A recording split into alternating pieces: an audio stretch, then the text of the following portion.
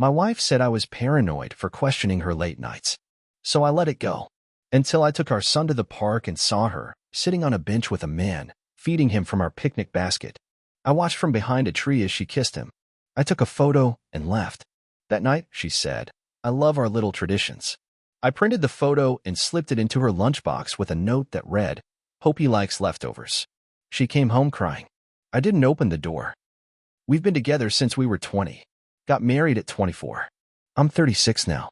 We have a little boy, Noah. He's 6 and the best thing in my life. We live in Kettering, Ohio, just outside Dayton. I work long shifts at the Delphi plant, maintenance crew. My hands are always cut up, and I get home smelling like oil and rust, but I never minded it. I worked hard to give Amanda a comfortable life. Amanda only works 3 days a week. She's a dental assistant, always got her hair done just right, clothes pressed clean, smiling when she leaves in the morning. She's good with people. She makes you feel like you matter when she talks to you. The first signs were small. I noticed she'd start coming home late. First it was 10 minutes. Then it was 40. Then sometimes over an hour. "It's just paperwork," she said. "They've been making me stay after to clean up the files." I wanted to believe her. I really did. But I noticed more changes. She used to call me during her lunch break. Now she didn't even text. She'd come home smelling like someone else's cologne, not strong, just enough to notice. I asked her once, real gentle, "You been using a new spray or something?" She didn't even blink. One of the doctors gave out samples. I started staying up after Noah went to bed, just sitting in the kitchen, watching the clock, watching the way she walked in, dropped her bag, acted like nothing was off. One night, I finally said it. "You've been gone late a lot. You sure everything's okay at work?" She narrowed her eyes and gave me this cold little laugh. "Don't start, Jason. You're being paranoid." She said it with a smirk. Like I was the problem. Like I was the one losing it. So I dropped it. I convinced myself I was just tired. That I was imagining things. I'd get home late and find her already asleep, turned away from me in bed. I stopped trying to kiss her goodnight. Then last Tuesday, I had the morning off. Amanda didn't know. She thought I had a 10-hour shift ahead, like usual. Noah was bouncing off the walls, so I said, "Let's go to the park." Same one Amanda and I used to take him to back when he was still in diapers. I made some PB&Js, grabbed the picnic basket Amanda keeps under the sink. You know, the one with the red checkered cloth she insists on using for every family outing. But when I opened the cabinet, it was gone. That's when my stomach turned. I grabbed another bag, packed up, and took Noah to Delco Park. It was around 11 a.m. Sky was clear. The park wasn't too busy, just a few parents with toddlers, a jogger or two. As we were walking to the swings, I saw her. Amanda. She was sitting on a bench under one of the big oak trees, the same spot we always sat when we came here together. But she wasn't alone. There was a man with her, maybe in his 40s. Clean cut. Too clean. Looked like the kind of guy who sells real estate or insurances. Tan pants, button down, no wedding ring. And there it was. Our picnic basket. Right between them. She reached in, pulled out a plastic container, one I've seen 100 times in our kitchen, and started feeding him strawberries. She was smiling. Not just a polite smile. Her full smile. The one I hadn't seen in months. He leaned in. She leaned closer. And she kissed him. Soft and slow, like she'd done it before. I felt my throat tighten. My hands went numb. I grabbed Noah, told him we had to go. He pouted, but I just said I wasn't feeling well. I took one photo. Just one. Then I walked away. I didn't say a word when Amanda came home that night. I couldn't even look at her. She walked in, humming. Took off her shoes. Unpacked her lunch bag. "I love our little traditions," she said, pulling out the empty container like it meant something. I didn't answer. The next morning, I made her lunch like I always did. Same sandwich, same little bag of grapes. But I added one thing. I printed the photo, folded it up, put it on top of her sandwich with a note.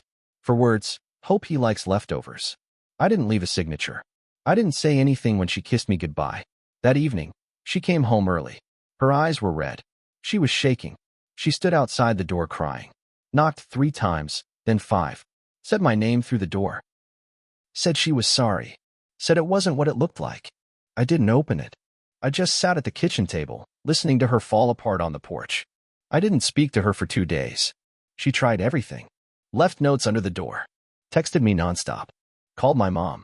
Even tried getting Noah to pass me messages. I didn't respond. I slept on the couch. I didn't want her near me. She stayed in our bedroom, or at least I think she did. I stopped checking. On the third night, she waited until Noah was asleep and then cornered me in the kitchen. Eyes swollen, hair a mess, voice shaking. "It's not what you think," she said. I didn't look at her. "That man," she continued, "his name is Craig. He's just a friend. He's been helping me, emotionally. You don't talk to me anymore, Jason. You haven't in a long time." She tried to flip it. Tried to make me the reason she kissed another man in a public park with our family's basket. "You kissed him," I said. She paused. "Yes. I got caught up in the moment. I didn't mean to. You fed him strawberries from the basket we use for Noah." She didn't answer. I stood up. "You lied to my face. You said I was paranoid. I didn't want to hurt you. But you did hurt me." Silence filled the kitchen. Just the hum of the fridge. Then she said it. "He treats me like I matter." I almost laughed. "You mean the man you sneak around with during work hours? That guy? He listens to me. I gave you 11 years. A house. A family. You threw it away for some clown with good ears." That's when she snapped. "I'm not the only one who's changed, Jason. You come home every day tired and silent. You act like we're roommates." My blood boiled. "I worked so you could have time with Noah. So you could work 3 days a week. So we didn't have to live paycheck to paycheck." She started crying again. "You don't get it," she whispered. "No, I think I finally do." She moved out the next day, took half her clothes, a few boxes, and left a note saying she needed space to think. Said she was staying with her sister in West Carrollton. I didn't argue. I let her go. But 2 nights later, I got a call from my buddy Marcus. "You okay, man?" he asked. "I'm fine." "Why?" He hesitated. "Look, I was at Applebee's earlier. With my girl. We saw Amanda. She wasn't alone." I didn't speak. It was the same guy from the photo, right? Tall, dark hair, kind of smug-looking. I clenched my jaw. She was sitting across from him. Real cozy. Holding his hand. I hung up. I didn't tell Amanda I knew. I let her dig her hole. But the next time she came to visit Noah, I told her straight. File for separation. Or I will. She didn't fight it. Just nodded. Like she already had a backup plan. But that's when something strange happened. The dental office called me. A woman named Brenda, older, said she was just checking in. Apparently, Amanda hadn't shown up to work in over a week. Told them she was taking sick leave. But no paperwork had come through. No one had seen her since the previous Thursday. I said thanks and hung up. That night, I looked through our shared phone bill. We still had a family plan, her mistake. I saw a number that kept popping up. Over and over. Morning, noon, night. Even when she was with Noah. I looked it up. It belonged to Craig, her friend. But there was something else. I found a second number she called right after Craig almost every time. A number registered to a law office in Columbus. She wasn't just seeing another man. She was planning something. I didn't know what kind of lawyer she was talking to. So I made a call of my own. I called the law office. Pretended to be looking for Amanda, as if I was returning a call. Said I'd received a voicemail but must have deleted it by accident. The receptionist asked, "Amanda Simmons?" I paused. "Yes. Please hold." A minute later, a woman got on the line. "This is Denise from the Simmons Family Law Group. How can I help you?" "Family law. Divorce attorneys." I hung up without saying a word. So she was getting everything lined up behind my back. Probably while she was still sleeping next to me in our bed. Making lunches. Kissing me goodbye like everything was normal. She wasn't trying to fix anything. She was trying to win something. I started digging. I went back through our shared bank account. She'd been making small withdrawals over the last few months, just under $50 at a time, so it wouldn't set off any red flags. They added up to nearly $3,000. Disappeared into an account I didn't know existed. I went into her closet, opened the top drawer of her nightstand. Inside was a prepaid debit card. Loaded. I checked the balance online. $2,967. She was stockpiling money, preparing for a fast exit. I kept calm. I didn't let her know I knew. Instead, I called my own lawyer. A guy named Hal Parker, gritty old man, works from a tiny strip mall office, but smart as hell. Told him everything. Hal said she's laying groundwork to come after custody. Probably thinks if she moves out first and paints you like an angry husband, she can frame it like you were the one neglecting her. Judges fall for that all the time. I felt sick. She's setting you up, Jason, Hal said. But it's not too late to hit first. I took his advice. Filed for legal separation. Requested joint custody. Had him send her a certified letter. That way there was no denying anything. Amanda lost it. She showed up at my job during lunch, crying again. This isn't you, she shouted in the parking lot. You're overreacting.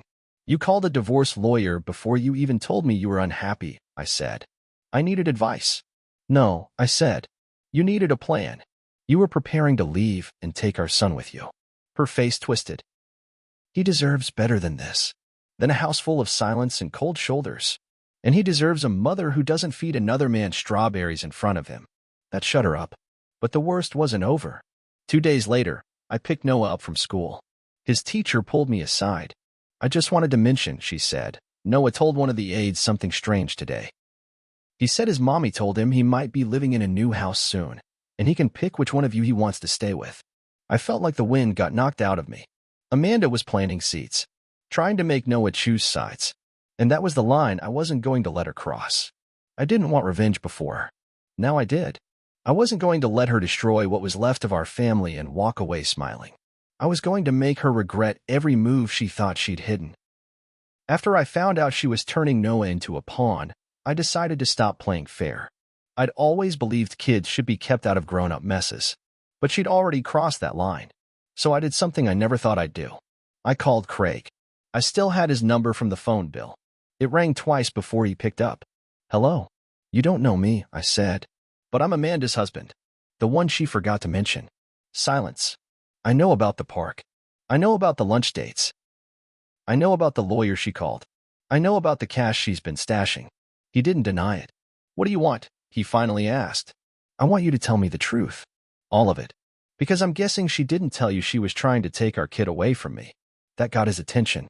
Turns out, Craig had no idea Amanda was married. She told him she was separated. Said her husband was emotionally distant and that she was just trying to start over. He looked shocked when I sent him the photo, the one I took from the park. The one where they're both smiling like they don't have a care in the world. I told him, she's using both of us. You think she's planning a life with you? She's planning her escape. Craig didn't call her again after that. And Amanda? She came storming into my house 2 days later, screaming. Said I ruined everything. I told you to file, I said. You didn't want clean. You wanted control. She slapped me. Hard. And Noah saw it. He ran out from behind the couch crying. I didn't say a word. I just walked over, picked up my phone, and started recording. You just hit me in front of our son, I said, calm as a stone. I want you to say that again. Her face went white. She tried to grab the phone. I stepped back. I'm keeping this for court, I said. You made your choice.